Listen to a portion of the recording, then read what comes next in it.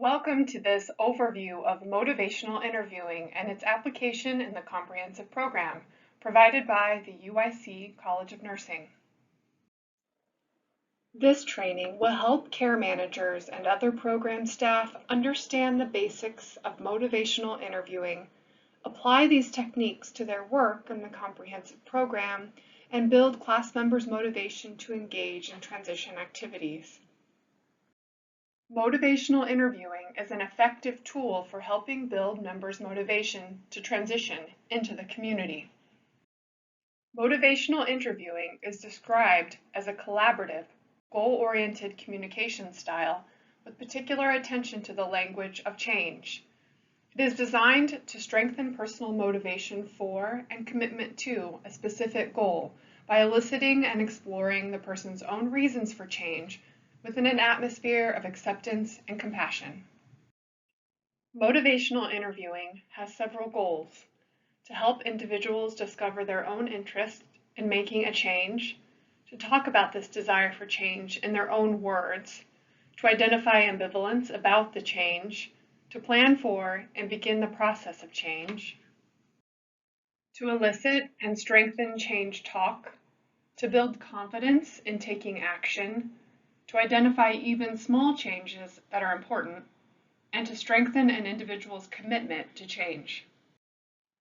Motivational interviewing is based on 4 foundational principles: expressing empathy, supporting self-efficacy, rolling with resistance, and developing discrepancy. Let's look at each of those in more detail now. The first principle, expressing empathy, requires reflective listening. This is an active process that communicates respect and acceptance of the individual and their feelings. It is the basis of a non-judgmental, collaborative relationship. By being empathetic, the worker is able to facilitate change through acceptance. They are also able to acknowledge that ambivalence about change, that is, not being sure if you actually want to change, is completely normal. Empathy is not the same as identification. Empathy is acknowledging a person's feelings and beliefs, whereas identification is comparing another person's experience with your own. Saying, "I know how you must feel," is identification. It's significantly less helpful than an empathetic response like, "It sounds like you feel sad." Not all communication has to be empathetic. Even in the realm of motivational interviewing, there's a place for non-empathetic communication. However, empathy should generally be the default communication style, and comprehensive program staff should be very intentional if they are choosing to communicate in a non-empathetic way.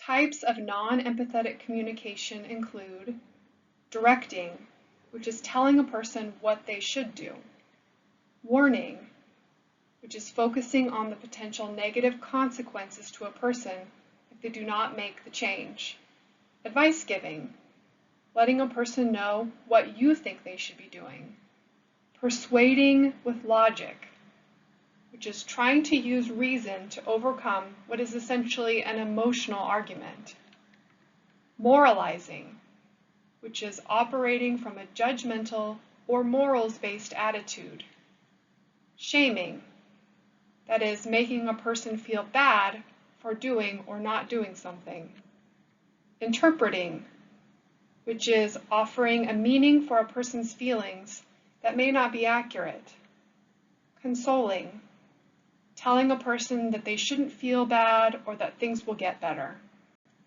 probing, asking follow-up questions without acknowledging a person's feelings; and distracting, which is trying to make the person think about something other than their feelings.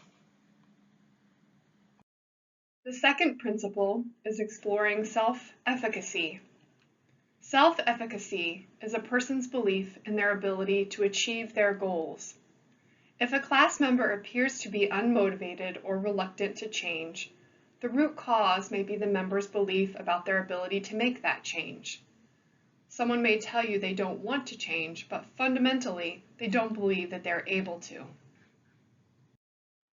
A person's lack of belief in their self-efficacy could come from a variety of sources. Symptoms of depression or other mental health issues, which can lead to lethargy and a feeling of incompetence.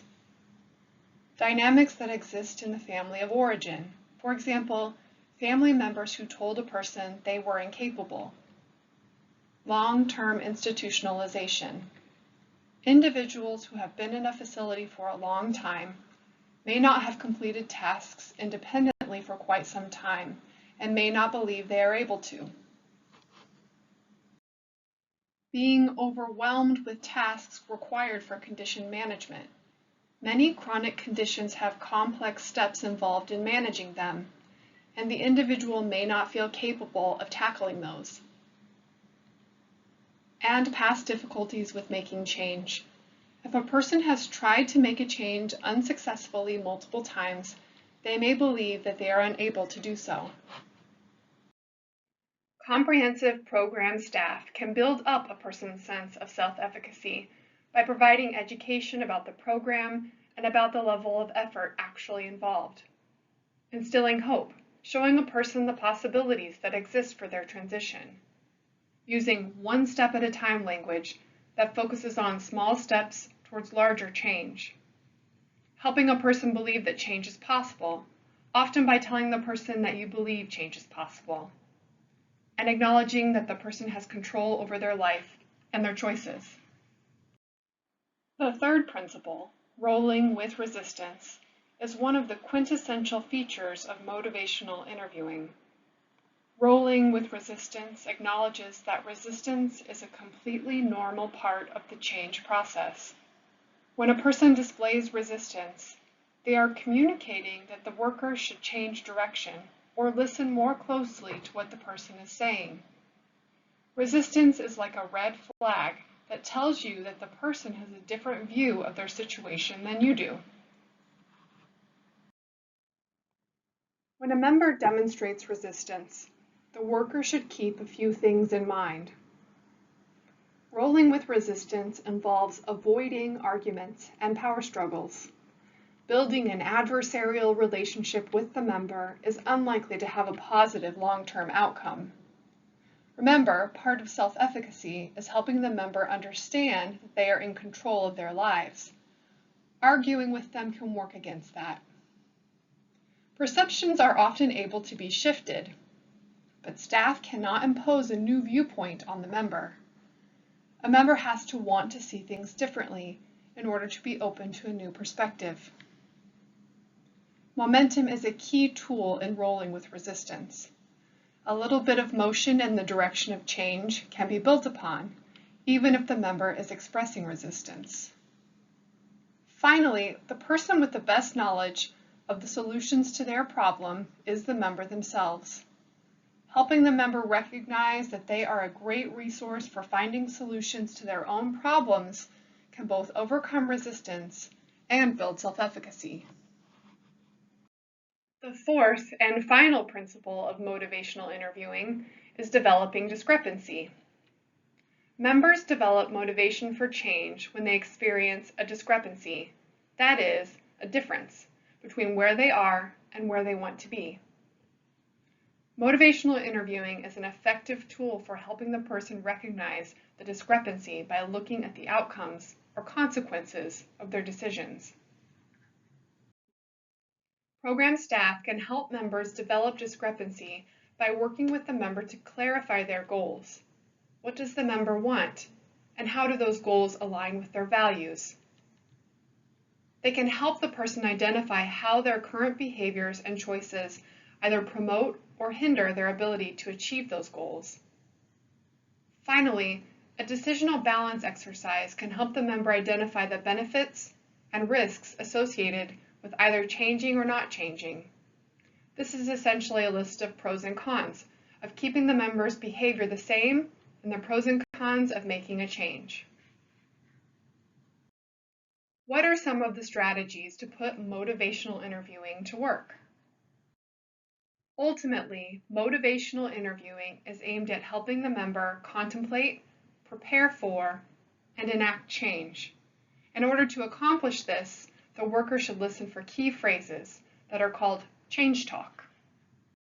Change talk is any statement that shows that the member is leaning towards change or that provides a potential reason for change.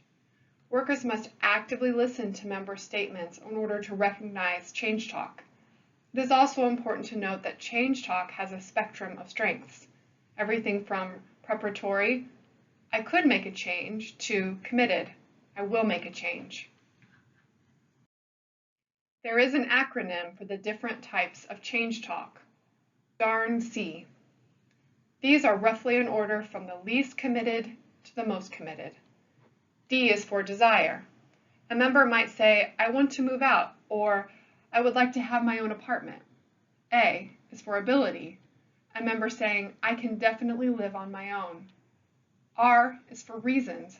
A member who says, I could spend more time with family members if I moved out. N is for need. I have to get out of here. Finally, C is for commitment. I am going to get my own place. Staff in the comprehensive program should be attuned to these types of phrases and build upon this change talk as they work with the member to build motivation to engage with the program. In contrast to change talk, sustained talk appears when the member is stating reasons to not make a change. These reasons to maintain the status quo are not the same as resistance. Generally, workers should avoid eliciting sustained talk from members, with some exceptions. And when they hear sustained talk, try to reframe or shift the conversation to change talk. The goal in a motivational interviewing interaction is to have high levels of change talk and low levels of sustained talk. There are 4 primary communication strategies used in motivational interviewing, which can be remembered with the acronym OARS: open-ended questions, affirmations, reflective listening, and summarizing. Open-ended questions help a member answer questions from their own perspective. This allows members to express their point of view and lead the conversation. The worker can discover and follow the member's perspective rather than guiding it through their own questions. Open-ended questions are questions that invite a broader response than just yes or no. Asking a member, what makes you want to live in the community, will elicit a more useful response than, do you want to move out? The level of detail that can be obtained from an open-ended question helps build the class member's interest and engagement. Affirming a member means to listen actively for the member's strengths, values, aspirations, and positive qualities, and reflecting these back to the member in a way that helps the member recognize these aspects of themselves. Affirming helps build a member's sense of self-efficacy and can shift a member's focus away from sustained talk towards change talk. If a class member says, the last time I lived alone, I almost died because I had so much trouble taking care of myself, the worker could offer an affirming response. What I'm hearing is that it is very important for you to succeed in the community. You've tried to live alone before and experienced challenges. It seems like you're looking for the right type of supports to make this work. This helps shift the focus away from the class member's struggles and onto their strengths. In this case, specifically, their commitment to finding the support to live alone successfully. Reflective listening is a core communication technique for most service providers, but it takes on special importance in motivational interviewing. Reflective listening involves reflecting members' words back to them instead of asking questions. Effective reflections are collaborative and non-judgmental. Reflection is not the same as repeating or echoing. Parroting the member's exact words back to them does not feel engaged or invested. The goal is to follow the spirit of what the member is saying, the ideas, perceptions, and feelings that they are sharing, and trying to show that you understand. This helps the member explore and define for themselves what their behavior or lack of change is about. It also offers opportunities for the member to clarify or expand on the reflection provided by the worker. Through reflective listening, the member's focus is shifted to their own knowledge and resources, which fosters a sense of independence and self-efficacy. The last of the OR's strategies is summarizing. Effective motivational interviewing conversations end with a strategic, collaborative summary of the discussion and a recap of the next steps for both the worker and the member. Interim summaries are used along with reflections throughout a conversation. Summarizing the conversation so far helps to reinforce the member's progress, highlight realizations and change talk, and link together themes in the conversation. Summaries also show the member and worker areas where there may be confusion or misunderstanding. Summaries are not always just the worker reviewing the conversation to the member, but can be member-generated as well. Asking the member to recap the discussion and the next steps is an effective way of assessing and building understanding. Building a list of pros and cons of making a change is one intervention that can be effective in building motivation to change. The worker and member together make a list of the positive and negative aspects of a behavior or situation. For example, the good things about living in a nursing facility and the not so good things about living in a nursing facility. It is best to begin with the positive aspects of the status quo, as this elicits sustained talk, the reason a member might want to stay in the facility. Address the not so good aspects second, and with more emphasis, as this elicits change talk that can be built upon on the rest of the conversation. The decisional balance exercise is similar to the pros and cons list. However, it uses 4 quadrants to look at the positives and negatives, both of making change and about staying the same. The worker helps the member to look at and list the good things about the status quo, for example, staying in a nursing facility, as well as the not so good things about the situation. They then look at the positive aspects of making a change, such as moving out, as well as the less positive things about the change. Again, because this exercise elicits sustained talk, it is important to give more weight to the pro-change quadrants, that is, what is not good about the status quo, and what is good about changing the situation. This ensures that the member has change talk to build upon. One final strategy to address is asking permission. Rather than directly giving advice or suggestions or sharing information without prompting, the worker asks permission of the member. This can be through asking the member if they would like to hear more or saying something like, "I have some more information I would like to share with you, if you would be okay with that." This gives the member control of the conversation, as well as the opportunity to reject the suggestions. If a member declines to receive additional information or suggestions, the worker can roll with that resistance and explore why the member may not want to engage further. This can be a rich source of discussion and lay a solid foundation for further engagement in the future. So, how can motivational interviewing be used in the comprehensive program? Motivational interviewing is an effective tool throughout the comprehensive program process and can be used by workers in any role in the program. It is important throughout the pre-transition process, as well as in maintaining engagement once the class member is in the community. Once a class member is proceeding towards transition, care managers and other staff working with the class member can use motivational interviewing to support and build upon class members' interest in moving to the community. It is common for class members to experience ambivalence about the transition process as it moves on. It may take longer than they had anticipated or involve too many challenging tasks. Care managers can address this ambivalence and promote engagement using motivational interviewing. As the relationship and rapport between care manager and class member improves, so can the effectiveness of this intervention. Even once a member moves out of the facility and into the community, motivation is still an important part of maintaining their success and stability. Post-transition staff can use motivational interviewing to maintain engagement in services, as well as to make other positive changes. This is especially helpful when class members begin to experience challenges with community living. In addition, motivational interviewing can help class members make positive changes such as weight loss, smoking cessation, medication adherence, or reducing substance use.